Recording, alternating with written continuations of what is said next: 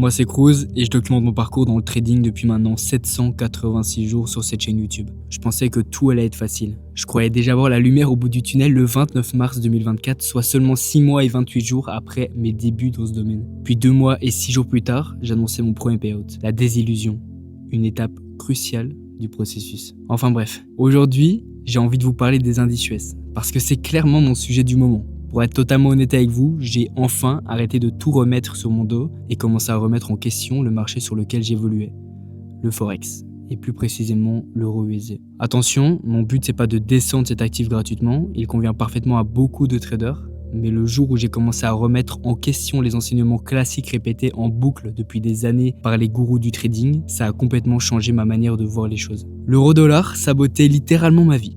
Il générait chez moi une énorme frustration. Il m'enfermait dans un cercle vicieux qui n'était pas tenable pour un trader à plein temps. Pourtant, je terminais régulièrement mes mots en positif en termes de RR, mais c'était jamais suffisant pour valider des propres firmes et sortir des payouts. La pression psychologique, l'ennui et la frustration finissaient toujours par prendre le dessus et me poussaient à assouplir les règles de mon edge. Imaginez devoir vous réveiller chaque matin pour aller presque immédiatement derrière les graphiques, sans vraie routine de vie, pour très souvent très peu d'opportunités. Bienvenue sur EuroUSD. L'euro USD me gardait constamment accroché au graphique parce que c'est une paire qui bouge sur les 2 sessions. J'avais cette peur permanente de rater quelque chose, très peu de cadre, une mauvaise hygiène de vie, un mauvais rythme, ça ne pouvait plus durer. Évidemment, tout ce que je vous raconte c'est propre à mon trading. Cette chaîne YouTube, elle retrace mon parcours propre à moi et ma situation actuelle, mon trading actuel, ne me permettent pas d'être viable sur euro USD à long terme. J'ai toujours connu les indices US. J'investis dessus depuis mes 18 ans. Mais pendant longtemps, j'avais cette image du marché intradable, réservé aux scalpers complètement fous, un marché dans lequel il fallait surtout pas mettre les pieds si je voulais espérer devenir rentable un jour. En réalité, je faisais que de répéter les discours des influx voleurs qui vous parlent sans réelle expérience et recyclent les mêmes idées depuis des années. J'ai aussi compris que le trading était quelque chose de profondément personnel et qu'il était très facile de se perdre dans le bruit ambiant. J'ai arrêté de me comparer aux autres, j'ai arrêté de me laisser influencer, j'ai arrêté de partager chacun de mes trades sur des serveurs Discord, chaque détail de ma vie sur YouTube, et honnêtement, ça a fait énormément de bien à mon trading, mais surtout à mon esprit. Le trading, avec le temps, ça devient presque spirituel. C'est une croyance profonde que tu développes envers toi-même et envers ton système, comme presque dans les religions. Chacun défend sa vision, ses concepts et ses convictions, mais au final, celui qui sera réellement aligné sera celui qui saura se couper du bruit extérieur pour renforcer sa propre foi en son système. C'est exactement ce que j'essaie de faire aujourd'hui avec mon trading. J'ai finalement découvert un environnement qui me semblait autrefois inaccessible, un marché où mon edge s'applique chaque jour aux mêmes horaires, un marché qui me laisse mes matinées pour faire du sport, bien manger et passer du temps avec mes proches, un marché qui ne me frustre plus, un marché qui accélère le processus au lieu de ralentir. La vie est bien faite. Je sais qu'il y a quelques mois encore, je n'avais pas ma place ici. Mais aujourd'hui, je sens que j'ai les capacités nécessaires pour trader ces actifs. Alors j'ai commencé à travailler sérieusement ces marchés pour en comprendre le fonctionnement. J'ai backtesté, analysé, essayé de voir si tout cela pouvait correspondre réellement à mon edge et à ma façon de trader. Et aujourd'hui, je peux enfin le dire, j'ai trouvé ma place. Après 2 ans et 8 mois dans ce domaine, être enfin au bon endroit, au bon moment, avec le bon edge, ça me régale. Bienvenue dans cette vidéo. Aujourd'hui, on va parler des indices US. On va regarder un petit peu comment j'applique mon edge sur ces marchés. Ça va être très intéressant sur ce très bonne vidéo à vous.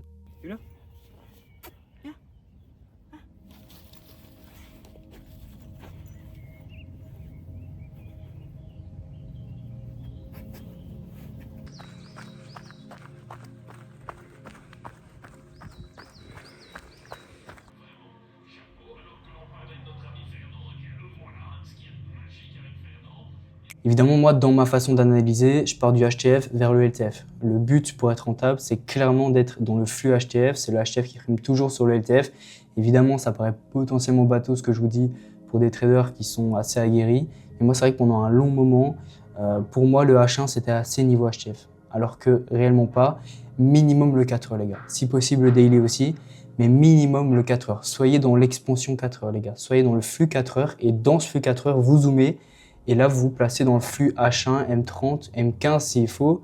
Mais réellement, les amis, le flux H4, l'expansion 4 heures, c'est incroyable et il faut vraiment mettre ça dans votre stratégie. Moi, évidemment, les gars, je trade le Nasdaq en priorité. Mais si ES, donc S&P 500, me propose une configuration qui est plus avantageuse pour moi et qui me permet d'avoir un meilleur point d'entrée, je vais pas hésiter, les amis, vu que c'est 2 actifs corrélés. Globalement, ils font la même chose. Il faut juste faire attention avec les ruptures de corrélation. Quand par exemple ES prend son ATH et que Nasdaq le prend pas encore, attention à la rupture et attention au retournement. C'est peut-être le moment d'alléger sa position, de prendre un petit peu des partiels sur son trade. Déjà, moi, sur base du daily, quelque chose qui m'intéressait, c'était bien évidemment cette clause ici. Bon, moi, j'appelle ça clause A. Ma liquidité daily est venue prendre du coup la liquidité du lundi. Sur mercredi, c'était très intéressant de poursuivre le mouvement. Donc, vous pouvez voir ici qu'on respecte complètement les 0,5 de ma mèche daily. Donc, on ne va pas au-delà. Ça veut dire que notre flux est globalement toujours aussi en daily. Ce qui était intéressant ici, c'est de voir qu'on avait une rupture de corrélation du coup avec le Nasdaq en H4. Donc littéralement cette liquidité qui a été reprise ici sur ES mais qui n'a pas été reprise sur le Nasdaq, c'est un potentiel signe de retournement. Moi, c'est quelque chose que je traite beaucoup, les ruptures de corrélation, et davantage sur les indices, c'est hyper important. Quand j'étais sur le Forex, je faisais ça avec GBP, Euro-Dollar et DXY. Les ruptures de corrélation avec les trois, c'était hyper puissant.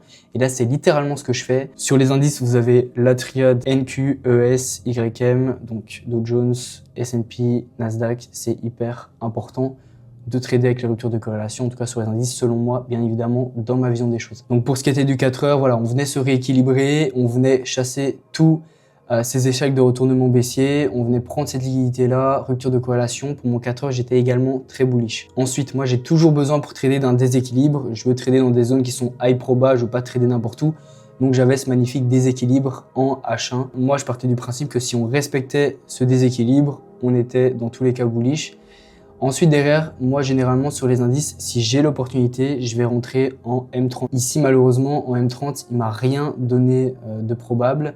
Mais par contre, en 15e, et c'est un premier trade que je fais en 15e M1, donc cet alignement que j'utilise sur les indices, généralement, je m'étais arrêté au 30e 3 minutes. Donc ici, ce qui était très intéressant, c'est que j'ai eu en plus de ça sur mon setup, donc mon sup and close, ma close A, j'ai eu en plus de ça une rupture de corrélation avec le Nasdaq, ce qui veut dire que sur la bougie de 16 heures en 15 minutes, on avait littéralement le Nasdaq qui venait reprendre la liquidité et ES pas, donc inversion de force. Moi ici, j'ai pas tradé la bougie de manipulation, j'ai tradé donc la bougie d'expansion, celle de 16 heures, et vous pouvez voir que quand on va zoomer en 1 minute, vous pouvez voir que j'ai mon changement de flux juste là, je suis rentré du coup en ordre limite, je me suis fait déclencher tranquillement. Il arrive de temps en temps que le Nasdaq fasse une expansion beaucoup trop rapide, mais que l'ES fasse littéralement un petit changement de flux tranquille qui vienne me récupérer. Donc c'est aussi dans ce genre de cas que je peux switch entre les deux paires. Je me limite pas au Nasdaq, je peux également trader ES et c'est hyper intéressant dans ce genre de cas justement. Je crois que dans ce cas-là, le Nasdaq était parti beaucoup plus agressif à la hausse. Donc c'était plutôt intéressant de le prendre ici sur ES. Cette position elle était assez lente. Sur les coups de 17 heures, je me suis mis à break-even. J'avais pris un partiel sur ce niveau-là et j'ai attendu tranquillement mon TP à 3R comme j'ai l'habitude de faire. Effectivement, j'aurais pu aller target la TH qui était un poil plus haut, mais ça changeait pas grand-chose sur la position. Donc voilà comment j'ai pu exécuter ce long hier sur l'ES. Évidemment les amis, je ne remercierai jamais assez PropFirmMatch de me suivre dans tout mon parcours depuis plusieurs mois maintenant. Si jamais vous voulez investir dans une PropFirm prochainement, vous allez sur PropFirmMatch dans Futures. Vous avez toutes les PropFirm avec les meilleurs codes promo. Donc évidemment, moi j'étais dans le numéro 1 sur Lucide. Évidemment avec Lucide, vous avez le code promo moins 40% avec le code match. Donc n'hésitez pas à passer par le lien dans ma bio, ça me soutient beaucoup. Pour ce qui est d'aujourd'hui les gars, on a eu à nouveau une position assez sympathique. Donc je vais vous remontrer la chart. J'ai pu à nouveau trader sur ES aujourd'hui. Très très belle session, c'était assez rapide. Je vois qu'il nous fait un ATH de folie. J'aurais pu me régaler, mais avec des si évidemment on refait le monde. Donc aujourd'hui, qu'est-ce qu'on avait? Ah mais non, j'ai tradé Nasdaq aujourd'hui, my bad. Ok. Les amis, aujourd'hui sur Nasdaq, on avait évidemment le daily qui était toujours bullish. Donc à ce niveau-là, voilà, on est revenu faire un point bas, on se rééquilibre et changement de flux à la hausse. Donc moi, je trade toujours dans le flux. Ici, qu'est-ce qu'on a eu? On avait ce déséquilibre en 4 heures, donc très intéressant, et également une rupture de corrélation avec ES. Donc vous pouvez la voir juste ici. On avait littéralement Nasdaq qui venait reprendre la liquidité sur ce lot et ES qui ne la reprenait pas. Donc très intéressant pour poursuivre la hausse. Et moi, j'ai pu exécuter aujourd'hui, pour le coup, en 30 minutes.